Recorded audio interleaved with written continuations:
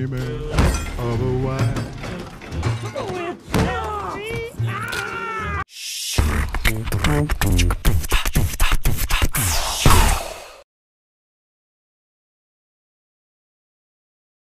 Film diawali dengan memperkenalkan seorang pria bernama Nick. Malam itu, saat asik minum di sebuah bar, tiba-tiba perhatiannya teralihkan oleh sepasang kekasih yang sedang berdebat. Di mana si pria yang bernama Osgood mengajak kekasihnya untuk berumah tangga. Tapi kekasihnya ini selalu saja menolak dengan berbagai alasan.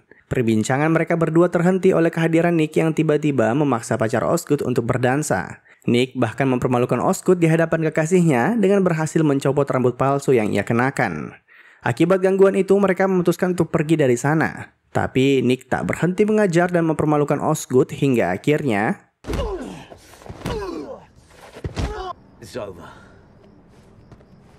kejadian barusan membuat pacar Osgood kelepek-kelepek. Ia tak menyangka pacarnya bisa sama cowok itu. Dan akhirnya memantapkan hatinya untuk menikah. Di waktu yang sama, di depan sebuah rumah sakit, terlihat seorang wanita yang mengalami luka parah akibat dianiaya orang tak dikenal. Ia pun segera dilarikan ke dalam untuk mendapatkan pertolongan pertama. Saat setengah sadar, wanita itu tak berhenti menggumamkan nama Nick.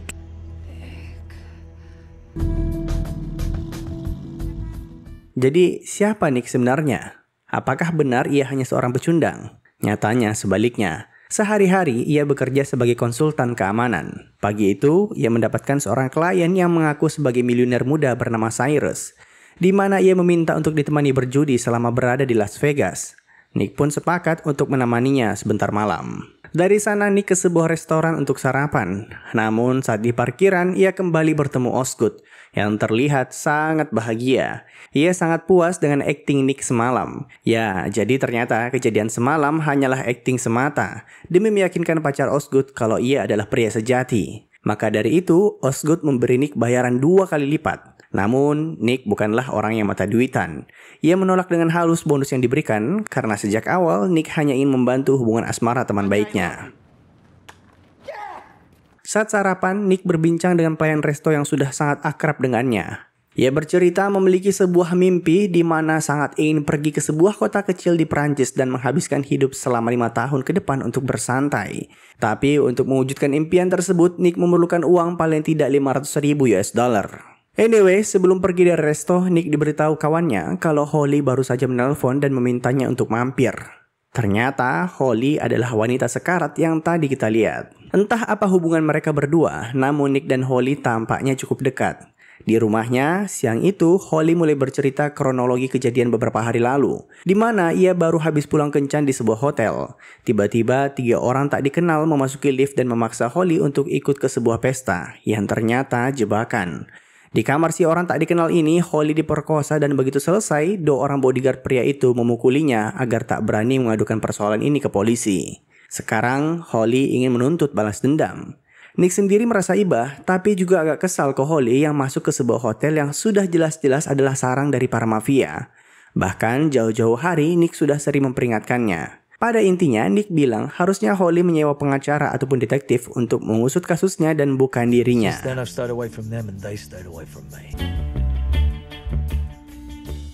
Tapi, kata-kata Nick tadi hanyalah sebuah bualan semata, karena ujung-ujungnya ia tak tega dengan apa yang menimpa Holly, dan diam-diam memutuskan untuk mencari tahu siapakah pelaku yang dimaksud. Nick kemudian ke hotel tempat si pelaku nginap. Di sana ia menemui teman lamanya bernama Millie. Nick meminta tolong untuk dicarikan pelaku yang Holly sempat jelaskan ciri-cirinya. Singkat cerita, sore itu keduanya kembali bertemu, dan Millie berhasil menemukan apa yang Nick cari. Si pelaku bernama Danny DeMarco. Dia adalah seorang anak pimpinan mafia besar di Italia. Ia menginap di kamar sekian dan juga memiliki 2 bodyguard yang cukup besar yang selalu bersamanya. Di akhir percakapan, Millie sebagai teman baik Nick cuma memberi saran agar dirinya jangan mencari masalah dengan Danny karena ia jamin tak akan berakhir dengan mudah. Setelah mendengar nasihat itu, Nick kembali menelpon Holly dan bilang ia tak mendapatkan info apapun soal pelaku yang memperkosanya. Tapi Holly sudah kenal baik dengannya. Ia tahu kalau Nick bohong demi menutupi sesuatu. Makanya Holly kembali membeberkan fakta di mana malam itu saat setelah diperkosa, Danny menodongkan pistol ke kemaluannya hanya demi menunjukkan kekuasaannya sebagai seorang anak bos mafia. Holly juga mengingatkan bahwa dahulu ialah satu-satunya orang yang menerima Nick saat terpuruk.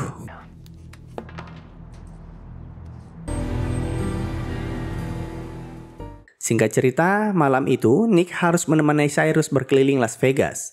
Mereka pergi dari satu kasino ke kasino lainnya. Tapi sebagai seorang miliuner, Cyrus terlihat agak mencurigakan. Apalagi ia hanya berjudi di meja taruhan yang untuk kalangan kelas bawah. Tapi bagaimanapun juga, itu sudah menjadi bagian dari pekerjaan Nick. Di lain sisi, pikirannya malam itu sebenarnya lebih terganggu oleh kata-kata Holly di telepon tadi. Dan karena merasa berhutang budi, akhirnya Nick memutuskan untuk memberitahu Holly identitas pemerkosanya, serta nomor kamar hotel yang ia inapi. Tapi ujung-ujungnya Holly kembali meminta lebih. Ia maunya balas dendam, dan Holly tahu betul hanya Nick yang mampu membantai siapapun, bahkan jika targetnya seorang bos mafia. Just for what, Holly? I want his nuts in my hands. I want my revenge, Nicky. Malam itu, Nick mendatangi kamar Danny mengaku sebagai teman dari seorang bos mafia Las Vegas bernama Baby. Ia pun diizinkan masuk dan berbincang dengan Danny soal permasalahan Holly. Tapi bukannya mengakui perbuatannya, Danny malah berpura-pura tak ingat apapun. Bahkan mengancam balik menggunakan senjata api. Nick sebenarnya sangat ingin menyelesaikan semua persoalan ini secara baik-baik. Ia bahkan mencoba menenangkan dirinya dengan membayangkan cita-cita liburannya di Perancis. Tapi namanya kesabaran, ya ada batasnya.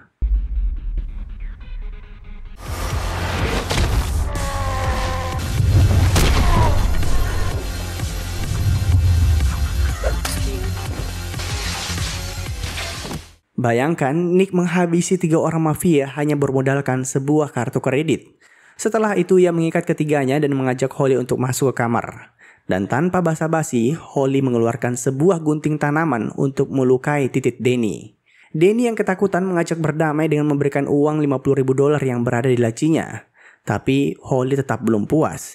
Ia pun melukai titik Danny hingga ia menangis layaknya anak kecil akibat ketakutan. Don't do this, don't.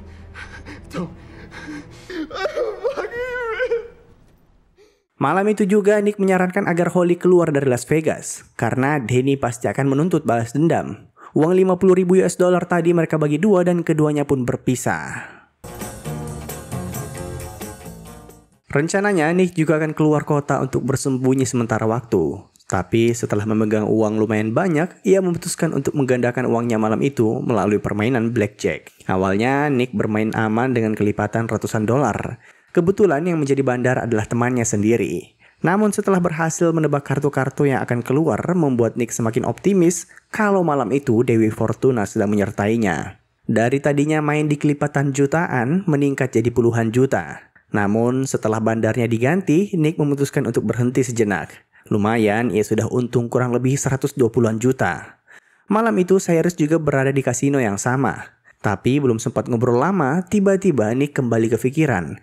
Apakah keberuntungan masih menyertainya? Karena penasaran, ia pun kembali ke meja judi. Dan benar saja, kemenangan demi kemenangan terus ia dapatkan. Orang-orang di sana bahkan merasa kagum akan kemampuan judi Nick yang kini telah memenangkan ratusan ribu dolar. Yang awal modalnya cuma $100, kini chip yang ia miliki berjumlah $506.000. Nilai yang cukup untuk mewujudkan mimpinya liburan di Prancis.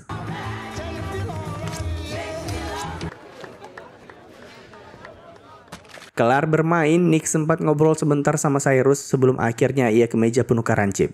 Tapi bukannya menukarkan semua chip yang ia miliki, Nick malah tergoda untuk kembali bertaruh. Di sini kita dibuat sadar salah satu alasan Nick tak pernah bisa menggapai mimpinya adalah hobinya bermain judi. Dan tak tanggung-tanggung, kali ini Nick mempertaruhkan semuanya dalam sekali game. Bahkan ia juga mengeluarkan uang cashnya. Jadi total taruhannya $525.000. Orang-orang kembali berkumpul menyaksikan kegilaannya. Tapi seperti yang kita duga, kali ini ia sial bukan main. Nick kehilangan segalanya.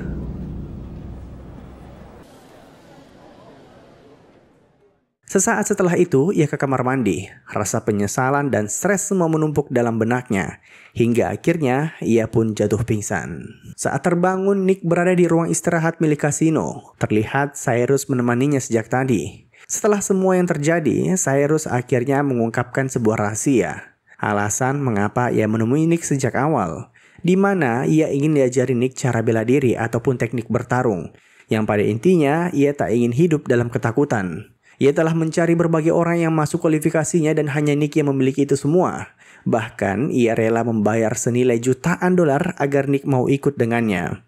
Asal kalian tahu, Cyrus sudah jadi miliuner sejak umur 19 tahun. Kekayaannya ratusan juta dolar berkat kecerdasannya di bidang IT.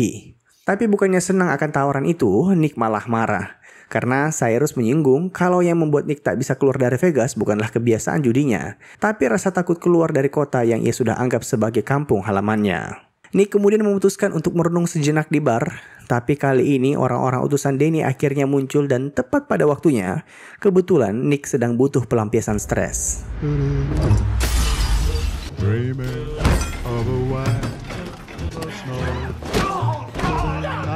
Kalian sudah bisa menebak dialah si botak overpower. Mau berapapun preman yang Danny kirim padanya saat itu, tak satupun dari mereka yang bisa menangkap Nick. Hingga akhirnya sang pemilik kasino menghentikan pertarungannya akibat rusaknya berbagai fasilitas di sana.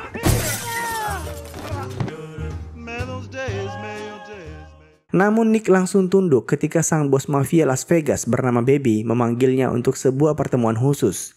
Mereka berdua saling menghormati sejak lama, namun peraturan tetap peraturan. Nick dituduh telah merampok Danny plus membunuh 2 bodyguardnya. Padahal kita ketahui bersama, Nick hanya melukai mereka. Singkat cerita, Nick pun dibawa ke sebuah ruangan khusus untuk disidang. Jika terbukti bersalah, Nick akan langsung dibunuh. Di sana, Danny telah menunggunya dan Baby langsung meminta Danny untuk menceritakan kronologi kejadian pembunuhan kedua bodyguardnya. Di sini kita saksikan Danny yang pengecut mengarang-arang ceritanya dan bahkan mencoba menutupi dosanya yang telah memperkosa Holly. Ia bilang Nick tiba-tiba datang ke kamarnya dan menembak kedua pengawalnya. Tapi Nick cuma tertawa dan bertanya 2 hal. Yang pertama adalah mengapa ia harus membunuh menggunakan pistol. Danny pun bilang semua orang kan membunuh menggunakan pistol. Tapi Baby langsung membela Nick, di mana ternyata sudah menjadi legenda di Las Vegas kalau Nick adalah orang yang mampu membunuh siapapun tanpa perlu senjata api. Bahkan kata Baby, bisa saja ia membunuh bermodalkan sebuah asbak. Kedua, Danny diminta untuk menunjukkan luka di kelaminnya sebagai bukti kalau semalam ia dibuat menangis oleh seorang wanita. Pada intinya, Danny membunuh kedua pengawalnya karena merasa malu. Ia takut jika kejadian memalukan semalam bocor ke orang lain. Second cousin. Principal, I'm gonna see you real soon. Sebelum berpisah, Baby cuma memperingatkan Nick kalau Danny tak akan tinggal diam dan sebaiknya ia mengungsi sementara waktu. Singkat cerita, dari sana Nick memutuskan mampir ke restoran andalannya untuk sarapan. Kini ia bingung karena uangnya telah habis dan para mafia masih akan terus mengincarnya. Tapi tiba-tiba di ujung meja Cyrus kembali muncul dan mengatakan ingin berterima kasih karena telah menyadarkannya bahwa semua orang memiliki ketakutannya masing-masing. Di sini akhirnya Nick mengakui kelemahannya dalam berjudi dan takut untuk keluar dari zona nyaman. Kemudian ia bilang bagaimanapun juga kini impiannya telah menjadi angan-angan karena semua uangnya telah habis. Cyrus yang sudah menduga hal itu kemudian memberinya sebuah amplop berisikan cek senilai $500,000 plus sebuah tiket ke Korsika, kota impian Nick di Prancis. Tapi di tengah perbincangan, tiba-tiba Danny bersama beberapa anggotanya kembali muncul dan hampir saja membunuh Nick. Untung saja Cyrus berhasil mengalihkan perhatian mereka semua dengan berpura-pura menjadi orang gila.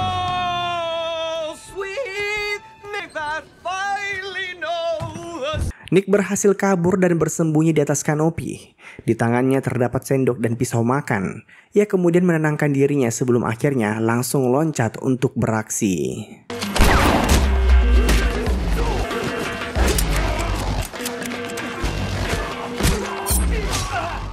Lima orang bersenjatakan lengkap Nick bunuh satu persatu bermodalkan alat makan.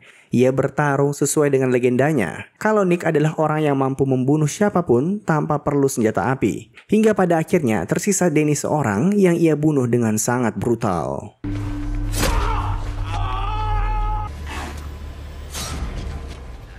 Saat akan naik ke mobil, Cyrus kembali menghampiri Nick dan memaksanya untuk menerima tiket dan uang yang ia hadiahkan. Nick mencoba menolak namun Cyrus tetap ngotot. Karena walaupun terlihat simpel, Nick telah berhasil menghilangkan rasa takut di dalam hatinya.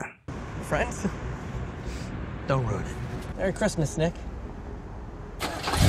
Dari sana, Nick mampir sebentar ke motel untuk mengambil pakaiannya. Dengan sangat berhati-hati, ia keluar kamar dan kembali mengendarai mobilnya hingga terlihat ia berhasil keluar dari Vegas dengan selamat menuju kota impiannya. Dan dengan begitu, film pun tamat.